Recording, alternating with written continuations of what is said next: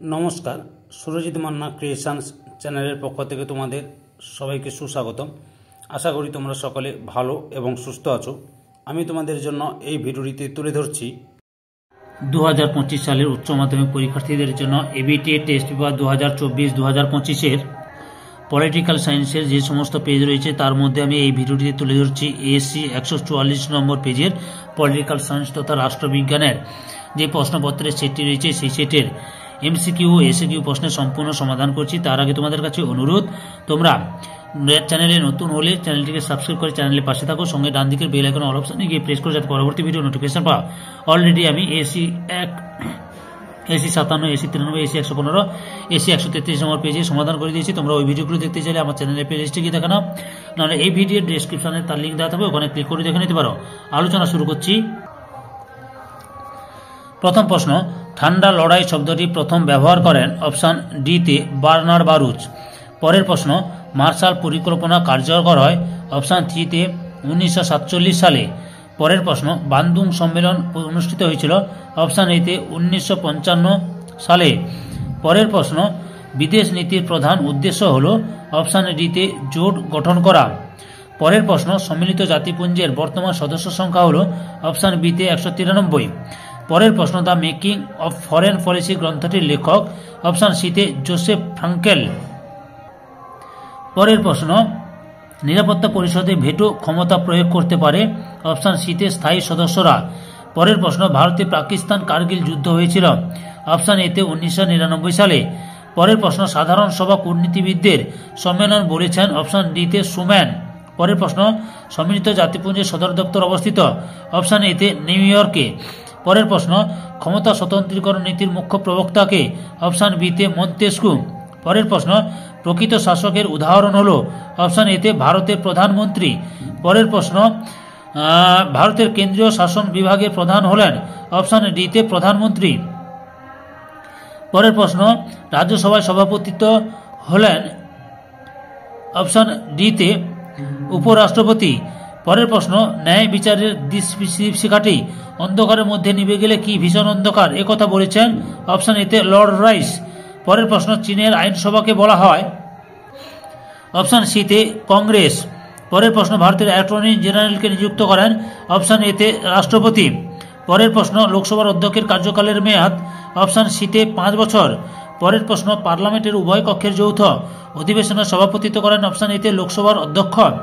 পরের প্রশ্ন, পশ্চিমবঙ্গ বিধানসভার সাধারণ কার্যকালের মেয়াদ হল অপশান সিতে 5 বছর। পরের প্রশ্ন, গ্রাম পঞ্চায়েতের সর্বোচ্চ পদাধিকারী হলেন অপশান এতে প্রধান।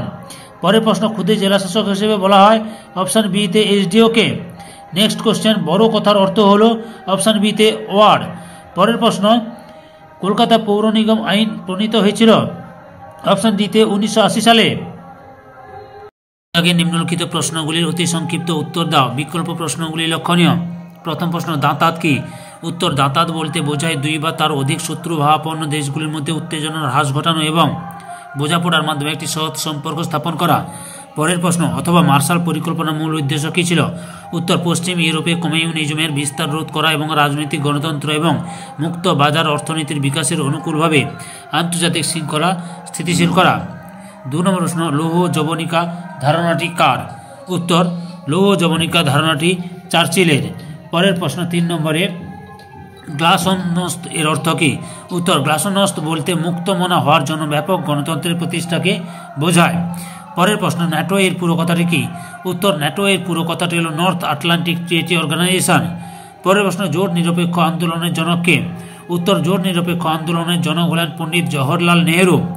পরের প্রশ্ন, সিটিবিটি কি?